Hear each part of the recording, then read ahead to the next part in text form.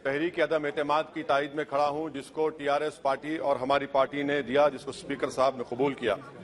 Sir, मैं 11 point आपके सामने रखूंगा, जो मैं बताने की कोशिश करूंगा कि क्यों हम इस तहरीक अदम एतमाद की तायद में और मोदी हुकूमत की मुखालिफत में खड़े हैं। सर, हालिया दिनों में हमारे मुल्क में ट्रेन में एक वर्दीपोश दहशतगर्द ने अपने सीनियर मीना साहब का कत्ल करने के बाद ट्रेन के कंपार्टमेंट में जा जाकर नाम पूछकर, चेहरे पर दाढ़ी देखकर, कपड़े देखकर उनको कत्ल कर दिया और उसके बाद उसने कहा कि इस देश में रहना है तो मोदी को वोट देना पड़ेगा।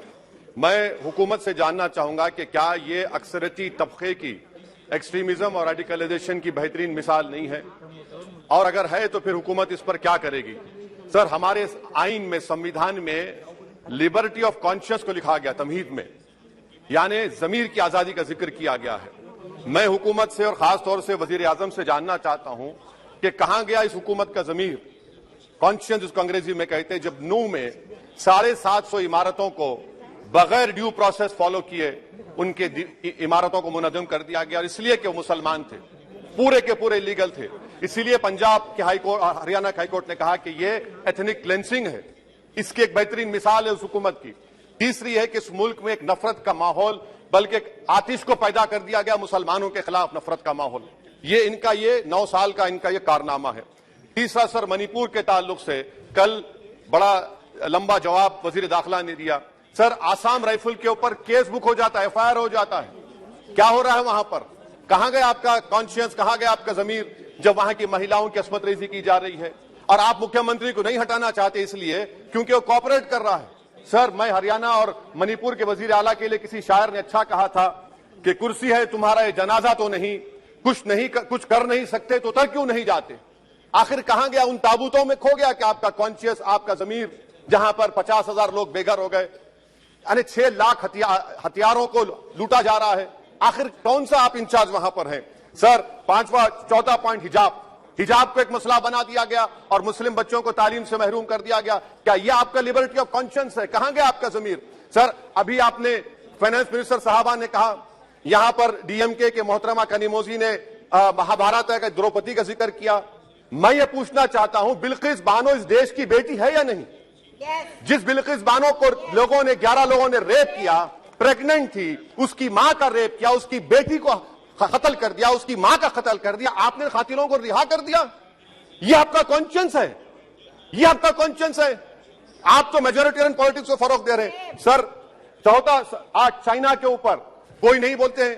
प्रधानमंत्री मोदी ने उस वक्त 2013 में जब प्रधानमंत्री नहीं थे कहा था कि समस्या बॉर्डर पर नहीं, दिल्ली में है। अगर हम अपनी जमीन पर हैं तो डिसएंगेजमेंट क्यों कर रहे हैं? क्या आज चीन हमारी जमीन पर नहीं बैठा है?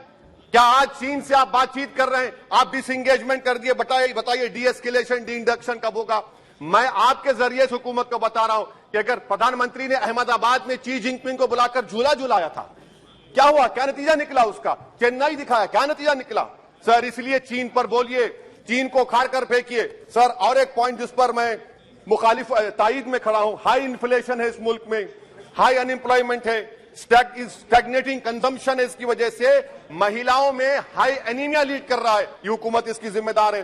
सर, कुलभूषण जाधव कहां है? पाकिस्तान में बैठा है, आप क्यों नहीं लेके आते?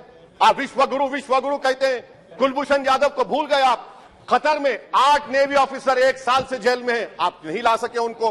सर, और एक चीज, 1991 का प्लेसेस ऑफ वर्शिप एक्ट इस ऐवान में पास किया गया था कि तारीख के जख्मों को नहीं खुरेदा जाएगा। आप खरीद रहे हैं उनको। मैं आपको इंतबा दे रहा हूं, वार्न कर रहा हूं, इस मुल्क को 90 के दहे में मत लेकर जाइए। 91 का एक्ट सुप्रीम कोर्ट में जवाब दीजिए कि आपकी हुकूमत 91 प्लेस ओवरशिप एक्ट की कायम है, उस पर कायम रहेगी। यूसीसी, सर, इस यूसीसी का फॉर्मूला क्या है? एक मुल्क में एक मजहब, एक कल्चर, एक जबान। ये तो डिक्टेटरों का फॉर्मूला है। भारत एक गुलदस्ता है, भारत एक मोजाइक है। यहाँ पर बेशुमार जबाने, बेशुमार मज़ाहिब बोले जाते हैं और हिंदू अनडिवाइडेड फैमिली में। Sir, I am concluding. 8 crore 75 Hindu खानदानों को 3,800 करोड़ डिडक्शन मिला। इसके बारे में आप क्या कहेंगे? सर, मैं कंक्लूड करने से पहले आपको बताना चाह रहा हूं कि माइनॉरिटी वेलफेयर का बजट 40% कम कर दिया गया। पढ़ो प्रदेश, प्री मैट्रिक स्कॉलरशिप कम कर दी गई। मौलाना आजाद फाउंडेशन खत्म कर दिया गया फेलोशिप। और इसकी वजह से 1,80,000 मुसलमान हायर एजुकेशन में गायब हो चुके हैं। सर, मैं इख्तिताम में यह कह रहा हूं कि पसमानदा मुसलमान से प्रधानमंत्री को बड़ी मोहब्बत है। ये कौन सी आपकी मोहब्बत है पसमानदा, जो आपके पास एक मुसलमान मिनिस्टर नहीं है वहां पर? इखलाक से लेकर पीलू खान से लेकर अफान अंसारी से लेकर लुकमान अंसारी, मॉब लिंचिंग पूरे पसमानदा मुसलमान की होती है। पावर लूम बंद है अंसारियों के, कुरैश बरादरी का कारोबार बंद किया जाता है। स्पीकर सर, मैं कंक्लूजन में अभी कल हमारे होम मिनिस्टर ने कहा था क्विट इंडिया।